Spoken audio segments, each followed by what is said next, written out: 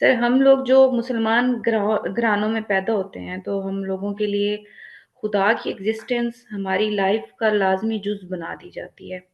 بنا سوچے سمجھے خدا کو ماننا شروع کر دیا جاتا ہے، جس کی وجہ سے ہماری اکثریت اس تعلق کو صحیح سے سمجھ نہیں پاتی۔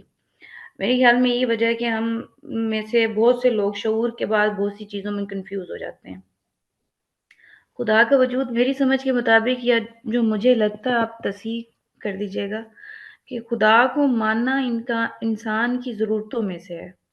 وہ اس کی نفسیاتی ضرورت ہے۔ جو لوگ خدا کو نہیں مان رہے ہوتے ہیں وہ بھی کسی نہ کسی چیز کو خدا کی جگہ رکھ رہے ہوتے ہیں، کسی انسان کو، کسی نظریے کو، کسی آبجیکٹ کو۔ اس کی وجہ ان کی فلفلمنٹ یا معاشرے میں بنے عقیدے یا سیلف سیٹسفیکشن یا ایسی ہستی جس کو میں اپنی غلطیوں، کمیوں اور کامیابیوں کا ذمہ دار ٹھہرا سکوں۔ اس کے ساتھ سر یہ چیز بھی ہے کہ انسان جتنا کمزور ہے اس چیز سے بھی نہیں بھاگ سکتا کہ میرے سے زیادہ پاورفل چیز ہے جو اس دنیا کو یا اس کائنات کو بنانے والی ہے۔ یہ انڈرسٹینڈیبل بات ہے، اور مجھے اس دنیا میں سروائیو بھی خود کرنا ہے۔ عدل و انصاف کا قانون مکمل طور پر دنیا میں لاگو نہیں ہوتا۔ جزا و سزا آخرت میں ہی جا کر ملنی ہے۔ جو بھی مشکلات آ رہی ہیں اس کو میں اپنی کوشش سے خود ہی حل کرنا ہے۔ تو سر جب اس دنیا میں نے خود ہی سروائیو کرنا ہے تو خدا تو اوپر سے اتر کے آئیں گے نہیں میرے لیے، یہ میرا سروائیول ہے۔ تو پھر خدا کے وجود کو ماننے نہ ماننے سے کیا فرق پڑتا ہے؟ خدا کو، وہ ٹھیک ہے خدا کو مانتے ہیں، اس کے دیے ہوئے احکامات ہیں یا جو ہدایات ہیں وہ بالکل درست ہیں، ان کو ایکسیپٹ بھی کرتے ہیں، ان میں کوئی خرابی نہیں ہے۔ پر یہ گیو اینڈ ٹیک والا کام نہیں لگتا، کیونکہ میرے سجدے نمازوں کی یا اس کو خدا ماننے کے اعتراف کی اس کو کیا ضرورت ہے؟ وہ تو خدا ہے۔ اس سب سے ایسا لگتا ہے معذرت کے ساتھ کہ خدا نارسسٹ ہے۔ اس کو ہر وقت اپنی خدائی کا اعتراف چاہیے، اپنی بڑائی سننا یا دیکھنا اس کو پسند ہے۔ جتنی باتیں آپ نے فرمائی ہیں اس میں انسان کو سامنے رکھ کر خدا کا تصور قائم کیا گیا ہے۔ یہ بہت بات کا مسئلہ ہے کہ خدا کا تصور کیا ہو۔ پہلی چیز یہ ہے کہ کیا ہم اپنا خالق ماننے کے لیے مجبور ہیں یا نہیں ہیں۔ جو چیزیں آپ نے بیان کی ہیں یہ نفسیاتی پہلو ہیں، یہ ضرورتیں ہیں، یہ احتیاجات ہیں، وہ تو سب درست، لیکن اس کے ساتھ ایک واقعہ بھی ہے۔ وہ واقعہ یہ ہے کہ ہم انسان جس عقل کے ساتھ پیدا کیے گئے ہیں وہ کچھ چیزوں کو لزوم اور وجوب کے درجے میں منوا کے رہتی ہے۔ میں جب خلق کے فعل کو دیکھتا ہوں، میری آنکھوں کے سامنے بے جان مادے ایک خاص عمل سے گزرتے ہیں۔ میں دیکھتا ہوں کہ ان کے اندر سے ایک قطرہ آب اور ایک بیضہ پیدا ہو جاتا ہے۔ میں اس کے استقرار کو بھی اب دیکھ سکتا ہوں۔ پھر مجھے معلوم ہوتا ہے کہ وہ مختلف مراحل سے گزر کر ایک جیتا جاگتا انسان بن جاتا ہے۔ یہ خلق کا فعل ہے۔ میں نے اس فعل کو دیکھا عقلی لحاظ سے۔ میں آخر اس سے کیسے نجات پا سکتا ہوں کہ جب فعل ہے تو اس کا فاعل کون ہے؟ چنانچہ اپنے خالق کے طور پر ایک ہستی کا تصور کرنا، یہ تو میرے لیے ناگزیر مجبوری ہے، یعنی اس کے سوا کوئی چارہ ہی نہیں ہے۔ یہ بالکل ایسے ہی ہے کہ میں ایک چیز کو دیکھوں اور اس کے لازمی نتیجے کو ماننے سے انکار کر دوں۔ انسان کے شعور کی ساخت ہی ایسی بنائی گئی ہے کہ وہ کسی اثر کو دیکھ کر مؤثر کا انکار نہیں کر سکتا، کسی فعل کو دیکھ کر اس کے فاعل کا انکار نہیں کر سکتا۔ فعل میرے مشاہدے کی چیز ہے، اس کو میری آنکھیں دیکھتی ہیں، اس کو میرا دماغ جانتا ہے، اس کا میں انکار نہیں کر سکتا، اس کا میں روزانہ مشاہدہ کرتا ہوں۔ تو یہ کیسے ممکن ہے کہ میں اس اپنے عقلی تقاضے کو فراموش کر دوں؟ اس وجہ سے اگر میرا خالق ہے تو میں نے پچھلی دفعہ بھی عرض کیا تھا کہ پھر ایک رشتہ وجود میں آ گیا ہے۔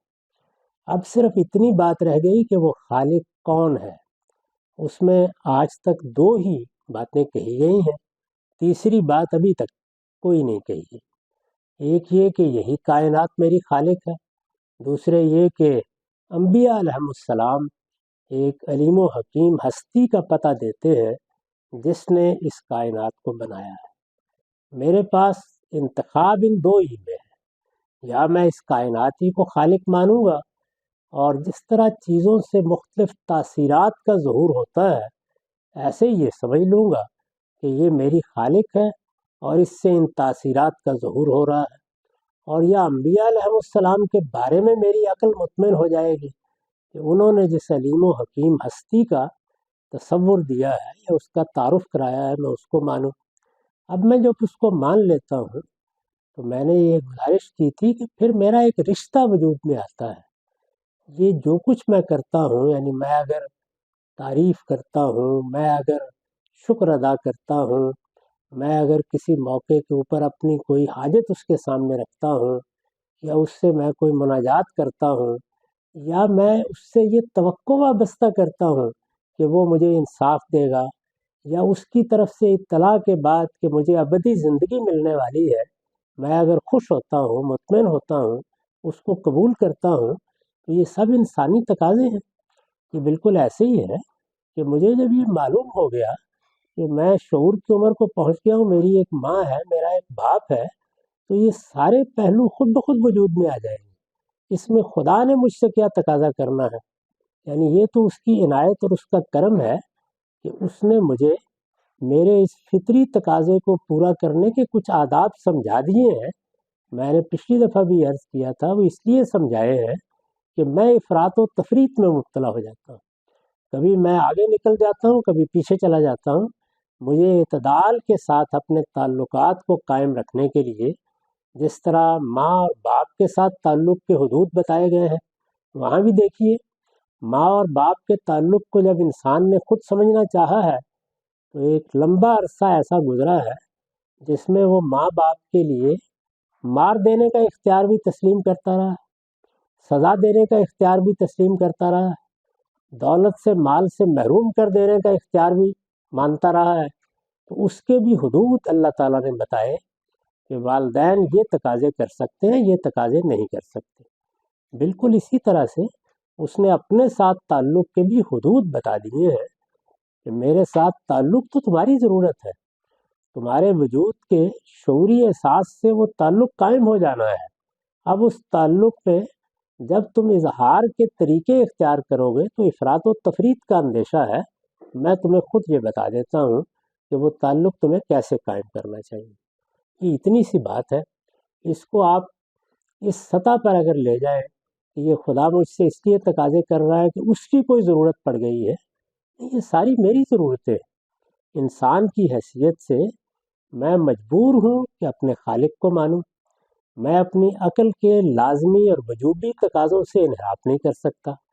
مجھے وہ تلاش کرنا ہے کہ اگر میرا خالق ہے تو کون ہے۔ یہ کیسے ہو سکتا ہے کہ مجھے پتہ چلے کہ میری ایک ماں تھی اور یہ بھی معلوم ہو جائے کہ ایک صاحب اس سے مل کے آئے ہیں اور میں اس کی تلاش میں نہ نکلوں؟ تو میرے تقاضے ہیں یہ سب۔ اللہ تعالیٰ نے مجھے جس طرح کا بنایا ہے اس سے کچھ تقاضے پیدا ہو رہے ہیں، اس کے جواب میں پیغمبروں کی بات بھی سنتا ہوں، فلسفیوں کی بات بھی سنتا ہوں، صوفیوں کی بات بھی سنتا ہوں، اور پھر اپنے علم و عقل کی روشنی میں کسی ایک راستے کا انتخاب کر لیتا ہوں۔ اس راستے کا انتخاب کرنے کے بعد میرے اندر وہ فطری جذبات پیدا ہوتے ہیں، فطری احتیاجات پیدا ہوتی ہیں جو میری احتیاجات ہیں، میری ضرورتیں ہیں۔ اللہ تعالیٰ اپنے دین کے ذریعے سے صرف ان میں توازن قائم کرتے ہیں، میری بے اعتدالیوں کو روکتے ہیں اور میری رہنمائی کر دیتے ہیں۔ اس پر تو مجھے شکر گزار ہونا چاہیے۔ اس میں یہ چیز کہاں سے پیدا ہوگی؟